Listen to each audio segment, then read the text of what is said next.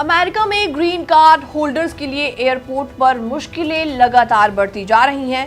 Trump administration की संख्या immigration नीतियों के चलते कई ग्रीन कार्ड होल्डर्स को पुरानी आपराधिक घटनाओं के आधार पर हिरासत में लिया जा रहा है। भले ही वो अपराध दशकों पुराना हो या फिर सजा वो काट चुके हों, लेकिन इमिग्रेशन ऑफिसर्स अब उन्हें अमेरिका में दोबारा एंट्री न देने का आधार बना रहे हैं।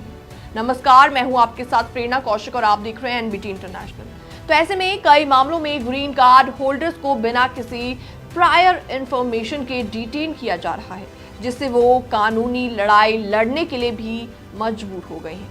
ऐसे में एक और आपको ऐसी स्टोरी बताते हैं जिससे पता चलता है कि ग्रीन कार्ड होल्डर्स के साथ अमेरिका में क्या कुछ नजर आ रहा है।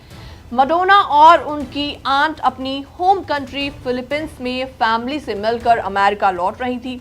दोनों का सफर बहुत अच्छा रहा था और सिएटल पहुंचकर उन्हें लगा कि जल्द ही वो अपने घर पहुंच जाएंगी, लेकिन एयरपोर्ट पर उन्हें अंदाजा भी नहीं था कि एक ओल्ड क्रिमिनल रिकॉर्ड उनकी आंट के लिए मुसीबत का सबब बन जाएगा। ये महिला, जो कि यूएस सिटीजन है, इमिग्रेशन प्रोसेस से आसानी से निकल गई और बैगेज क्लेम एरिया में जाकर अपनी आंट का इंतजार करने लगी। ऐसे में 1, 2, 3 घंटे लगातार बीतते चले गए तो उनकी चिंता बढ़ने लगी। उनको लगा कि आखिर आंट को इतना ज्यादा समय क्यों लग रहा है। उन्होंने कस्टम्स एंड बॉर्डर प्रोटेक्शन यानी सीबीपी ऑफिसर से पूछताछ की, लेकिन उन्होंने कोई भी जवाब नहीं दिया।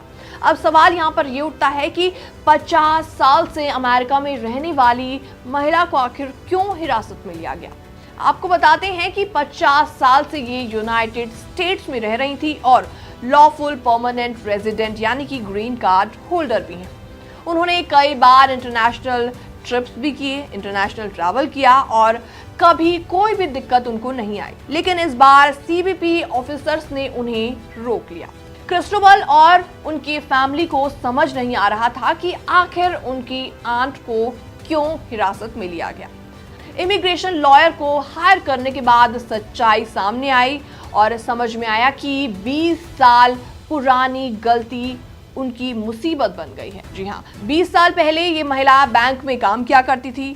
उन पर $6500 की एम्बेजलमेंट का आरोप लगा था, यानी कि चोरी का आरोप लगा था। इस दौरान उन्होंने अपनी गलती को स्वीकार कर लिया था, गलती को एडमिट कर लिया था। इसके अलावा उन्होंने इस गलती के बाद फाइन भी पे कर दिया था, लेकिन उन्होंने कोई जेल टाइम नहीं काटा था, लेकिन उनका क्रिमिनल रिकॉर्ड अभी भी मौजूद था। अब ट्रंप एडमिनिस्ट्रेशन के स्ट्रिक्ट इमिग्रेशन पॉलिसीज के कारण इवन माइनर ऑफेंसेस भी ग्रीन कार्ड होल्डर्स के लिए खतरा बन रही है।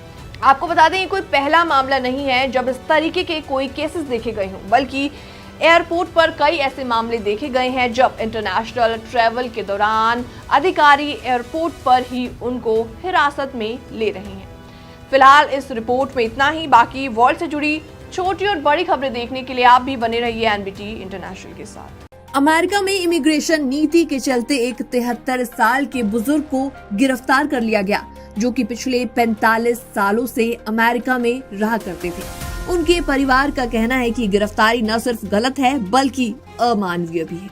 ये मामला है होसे फ्रांसिस्को गार्सिया रोड्रिग्स का, जो कि अमेरिका के लुइसियाना राज्य में रहते हैं और उनको काम पर जाते समय आइस के एजेंट ने हिरासत में ले लिया। उनकी सौतेली बेटी क्रिश्चियन कूपर रिग्स ने वीडियो पोस्ट किया सोशल मीडिया पर, जिसमें उन्होंने बताया कि होसे 45 साल पहले अमेरिका आए थे, जब अमेरिका ने क्यूबा के लोगों को शरण देने के लिए शिप भेजा था।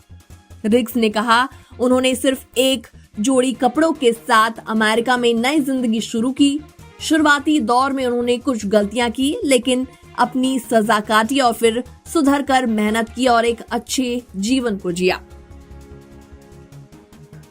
उन्होंने कहा कि होसे न केवल उम्र दराज हैं बल्कि दिल की बीमारी से भी जूझ रही हैं। उनकी पत्नी को डिमेंशिया है, जिनकी देखभाल वो खुद करते हैं। रिग्स ने बताया कि अगर उन्हें क्यूबा वापस भेजा गया तो वहां उनका कोई परिवार नहीं है और ना ही उनका कोई भी ठिकाना है और ना ही उनके इलाज की कोई भी सुविधा वहां पर मौजूद है। परिवार ने बीते 10 सालों तक उनकी इमिग्रेशन स्थिति सुधारने की कोशिश की, लेकिन उनकी पुरानी गलतियों के चलते नागरिकता नहीं मिल सकी। फिर भी परिवार यही चाहता है कि उन्हें डिपोर्टेशन लिस्ट से हटाया जाए। रिक्स ने आगे कहा कि हमें ये समझ नहीं आता कि कोई व्यक्ति जिसने अपनी सजा पूरी कर ली हो वो अब भी जिंदगी भर सजा क्यों भुगते। ट्रंप एडमिनिस्ट्रेशन की नीतियों के चलते अब तक हजारों ऐसे लोगों को डिपोर्ट किया जा चुका है। आलोचकों का कहना है कि ये छापेमारी गरीब और असुरक्षित समुदायों के लिए डर का माहौल बना रही है। हालांकि एक सर्वे के मुताबिक 55% अमेरिकी नागरिक ट्रंप की डिपोर्टेशन नीति का समर्थन करते हैं, खासकर उन लोगों के लिए जो कि क्रिमिनल रिकॉर्ड सकते हैं। और इस पूरी कहानी में सबसे बड़ा सवाल यही उठता है कि क्या दशकों से अमेरिका में रह रहे एक बुजुर्ग इंसान को, जो कि अब बीमार है और परिवार के सहारे है, उन्हें पुराने अपराध की वजह से वापस भेजना सही है, जबकि उन्होंने अपने अपराध की सजा भी पूरी कर ली है। फिलहाल ऐसे कई मामले देखे गए हैं जिसमें इस तरीके से गिरफ्तारियां की गई हों। आपको बता दें 20 जनवरी के बाद डोनाल्ड ट्रंप ने मास डिपोर्टेशन को पहले से कई ज्यादा तेज कर दिया और ऐसे में गिरफ्तारियां तब के बाद से अब लगातार जारी हैं। फिलहाल इस रिपोर्ट को देखने के बाद आपका क्या रिएक्शन है, आपके क्या विचार हैं, आप भी हमें कमेंट सेक्शन के माध्यम से अपनी राय देना ना भूलें। बाकी वर्ल्ड से जुड़ी छोटी और बड़ी खबरें देखने के लिए बने रहिए एनबीटी इंटरनेशनल के साथ। जरा सोचिए, आप अपने बच्चों को स्कूल छोड़ने के लिए निकले हों और अचानक आपको गिरफ्तार कर लिया जाए। ये किसी सदमे से कम नहीं है। ऐसा ही एक मामला सामने आया है टेक्सास से। जी हाँ, टेक्सास के एक पादरी के साथ कुछ ऐसा ही देखने को मिला, जिसने अपने पूरे परिवार और कम्युनिटी के लिए जिंदगी भर मेहनत की थी। 18 मार्च 2025 की सुबह टेक्सास में रहने वाले पादरी अल्डोफो अपने रोज के रूटीन पर थे। वो अपनी सबसे छोटी बेटी को स्कूल पर छोड़ने के लिए निकले थे और फिर बड़ी बेटी को नाश्ते पर ले जाने का उनका प्लान था, लेकिन अचानक 2 वैन्स आई और आईस एजेंट्स ने उन्हें तुरंत गिरफ्तार कर लिया। उनकी बेटी अलोंड्रा ने बताया कि एजेंट्स ने उनके पापा को गाड़ी से जोर से बाहर निकाला और कुछ कहे बिना उठा ले गए। ना कोई जानकारी दी, ना ही कोई डॉक्यूमेंट दिखाया। उनके पिता की गिरफ्तारी ने पूरे परिवार को हिलाकर रख दिया। वो एक पादरी ही नहीं, बल्कि वो एक होम रिमॉडलिंग बिजनेस भी चलाते हैं और अपने चर्च कैसा फॉर्मे में बिना तनख्वाह की अपनी सेवाएं भी देते हैं।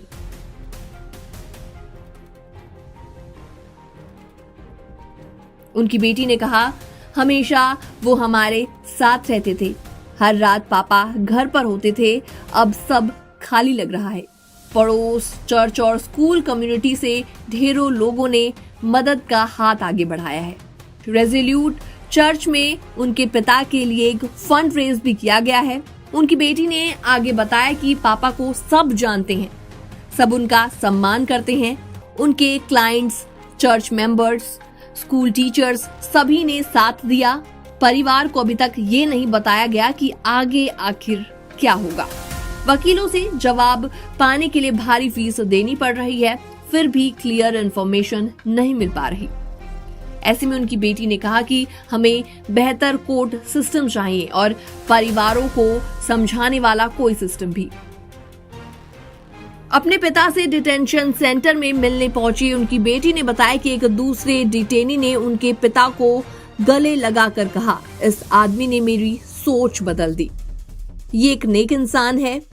आपको बता दें, उनके डिटेंशन सेंटर में जाने के बाद उनकी बेटी अपने पिता का बिजनेस संभाल रही हैं और इस दौरान उन्होंने कहा कि मैं हर मुमकिन कोशिश करूंगी कि हमारा परिवार बिखरे नहीं। हम सब भगवान पर भरोसा कर रहे हैं। फिलहाल इस पूरी रिपोर्ट को देखने के बाद आपका क्या रिएक्शन है, आपके क्या विचार हैं, आप भी हमें कमेंट सेक्शन के माध्यम से अपनी राय देना ना भूलें। बाकी वर्ल्ड से जुड़ी छोटी और बड़ी खबरें देखने के लिए बने रहिए एनबीटी इंटरनेशनल के साथ।